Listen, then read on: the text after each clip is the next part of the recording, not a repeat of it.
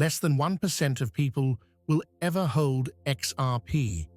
Not because it's rare, not because it's locked away, but because most people never reach that point. So what does 1% actually mean here? Who really holds XRP today? And where does that place you, realistically, inside the network? Let's dive in. The problem is not the number itself. It's what people assume that number refers to.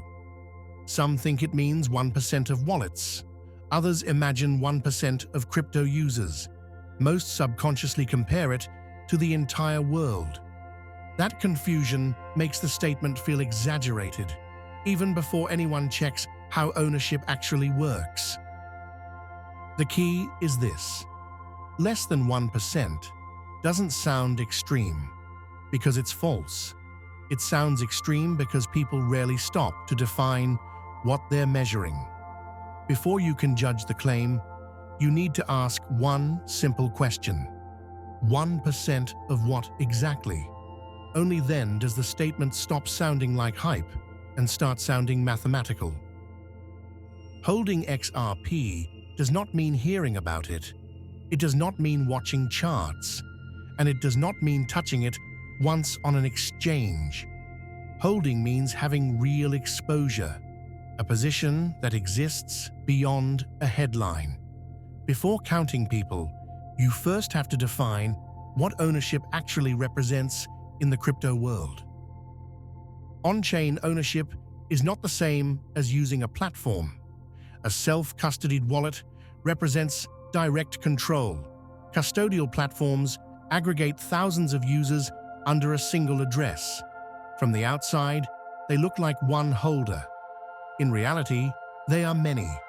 This distinction is crucial because raw wallet numbers are often misunderstood without context. This is why discussions about ownership quickly get distorted. People mix exposure with possession, usage with control, and platforms with individuals.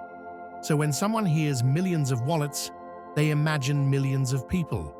That assumption feels intuitive, but it's rarely accurate, and it dramatically inflates perceived adoption. Now let's do the math most people skip. The world population is close to 8 billion. The number of XRP wallets is measured in millions. Even before adjusting for exchanges or duplicates, that gap is massive. So the idea that ownership represents a tiny fraction of humanity isn't shocking. It's mathematically expected. Even if you make the most generous assumption possible, one wallet equals one person, the percentage barely moves. You still remain far below 1% of the global population, and that's without accounting for inactive addresses or custodial platforms. At that point, the statement stops being provocative. It simply reflects how ownership really distributes at a global scale. While we are recording this video, there are over 7 million wallets on the XRP ledger, but the median balance is only around 20 XRP. The most common balance is close to 10 XRP. Only about 4 to 5% of wallets hold between 10,000 and 25,000 XRP.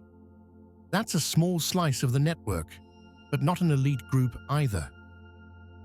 People often assume global technology leads to universal ownership, but history shows the opposite.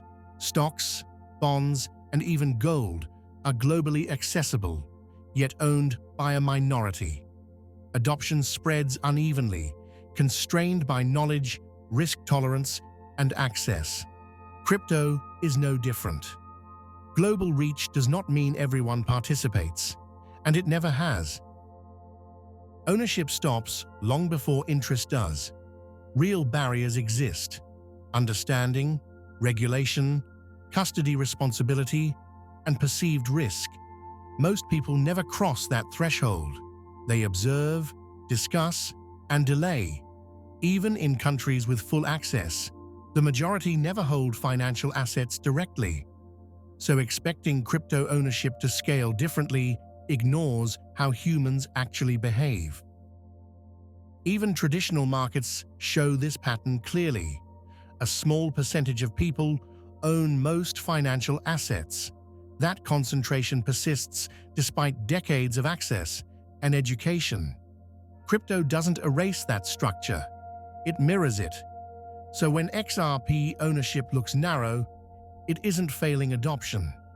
It's following the same distribution logic as every mature financial system. XRP is not designed as a cultural asset. It doesn't rely on memes, collectibles, or social identity. Its core use case is infrastructure, settlement, liquidity, and payment rails. That alone filters the audience. Specialized tools attract fewer casual participants by nature, not because they failed, but because they function. This specialization reduces noise. There are fewer short-term tourists, fewer speculative waves driven by identity, and fewer people holding XRP casually just in case. As a result, ownership remains narrower than in trend-driven assets. That concentration isn't accidental. It's the outcome of what XRP was built to do. When an asset solves a specific problem, ownership rarely becomes universal. It becomes selective. XRP's role as a financial rail means fewer people need direct exposure. Most benefit indirectly without ever holding it. So low ownership does not contradict utility. In many systems, it's the opposite. Infrastructure works precisely because most people never touch it. The vast majority don't actively choose not to hold XRP. They simply never choose to hold it. Avoiding risk is easier than accepting uncertainty. Waiting feels safer than deciding. Even when informed, many prefer observation over exposure. So low ownership is not driven by exclusion or ignorance. It's driven by human default behavior. Information alone doesn't change behavior. Many people understand XRP at a surface level and still do nothing. They wait for certainty, validation, or perfect timing. But those conditions never arrive. So even awareness doesn't convert into ownership. The result is predictable. Interest grows, but participation stays limited by hesitation. Holding any asset carries responsibility. Self-custody, volatility, and irreversible mistakes create friction. For most people, avoiding that burden feels rational. They choose simplicity over exposure. This isn't fear, it's convenience. And convenience consistently outweighs potential upside when people evaluate unfamiliar financial tools. Less than 1% doesn't promise profit, it doesn't guarantee success, and it doesn't predict price. Low ownership alone means nothing financially. Many rare assets fail completely. So, less than 1% should never be read as destiny, only as a structural observation about participation. What it actually highlights is a symmetry of attention. Very few people take the time to understand specialized systems. Even fewer act on that understanding. This creates uneven distribution of exposure. Not wealth, not outcomes, just attention. And attention always concentrates before ownership does, never the other way around. Most people react, a minority prepares, and an even smaller group positions early, not in time, but in understanding. That gap creates asymmetry, not because of secrets, but because of effort. Less than 1% reflects how few are willing to think deeply before outcomes become obvious. The biggest mistake is turning statistics into narratives. People hear less than 1% and assume inevitability. But numbers describe behavior, not outcomes.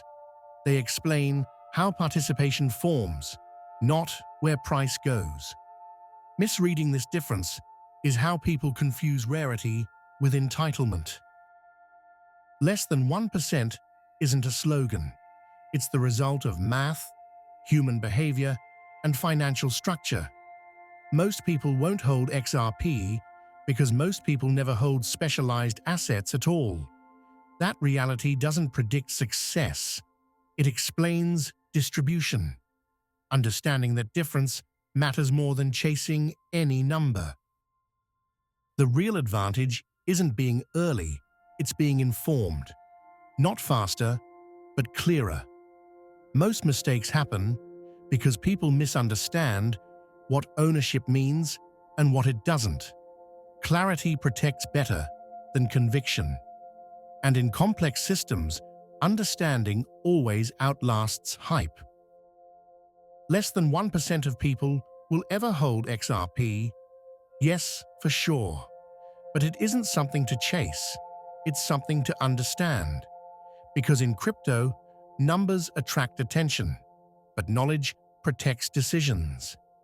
If you want to explore the world of crypto, don't chase miracles. Educate yourself.